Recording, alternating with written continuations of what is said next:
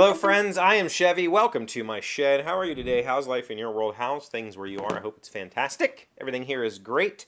We are continuing the convention series with questions from our friend Chris. So let's hear what Chris has to say today. Hey, friend. It's me again.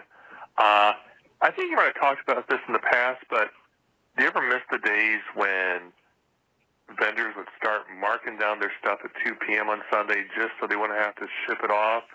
And also, has the tradition of you walking from the portal booth with, say, this year's hot game, say Brazil, and offer to trade it for X number of their hot games, does that still happen? Or has that pretty much gone the way of the dodo? Okay, two questions there. I like both of them. Do I miss the days of the sell-offs at 2 p.m. on Sunday? Yeah, it was a blast. Long ago, it seems to be long ago at this point. I haven't seen it done in the last decade for sure. Long ago, 2 p.m. on Sundays was this kind of normal. People would say come back on Sunday, and whatever was left they would sell for half off or some ridiculous price. And it was just because shipping through the shipping company that manages the convention is outrageously priced.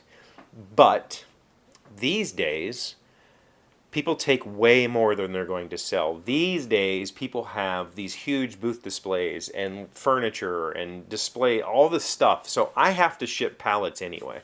Like, I'm not coming to the show with a minimal setup, selling a couple hundred copies of a game, and that's it. I'm coming to the show with way more than I'm going to sell, with a whole bunch of furniture. I have to ship stuff off anyway, so selling stuff for a reduced price isn't super helpful to me as a publisher or a seller or whatever. It also makes it feel like everybody who came and bought the week before, they just got screwed because they could have just waited till Sunday.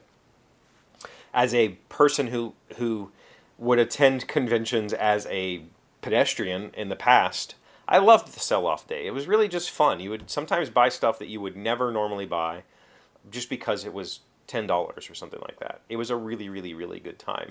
And I can tell you, so the fun thing for me was I started this industry for United States Playing Cards. We worked on the X-Files card game. I've told you this dozens of times.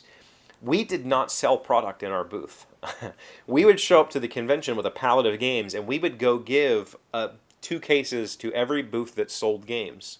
That was just like a general vendor booth, that would have all the games, the game store booths, the card booths.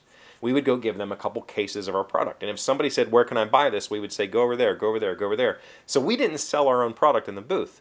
If you came to the booth, we had product. We would give you a deck and some cards. Like, you would get free product from us. And then if you wanted more, you could go buy it from one of those other vendors. And we didn't charge them. We just gave them our product and said, "Here, sell this." At the end of the show, if we had product left over, so for us, we didn't sell at 2 p.m. on Sunday, whatever we had left over. We had boxes of cards, we had starter decks. We would just start throwing them out into the crowd. And we would get this crowd of people around us, and we're just tossing product. And it was just a super amazing experience. I miss those days. That was really, really fun. And yes, as an attendee, I really miss the wandering around and buying stuff. The other question is trade day. So Sunday is traditionally trade day for booth help. At Portal Games, we give everybody in the booth 4 products that they want to go trade. Generally, so Chris particularly mentioned Brazil. I don't think we're going to have extra copies of Brazil to trade this year. Maybe everybody will get one if they want it to keep for themselves or trade, but I'm not sure.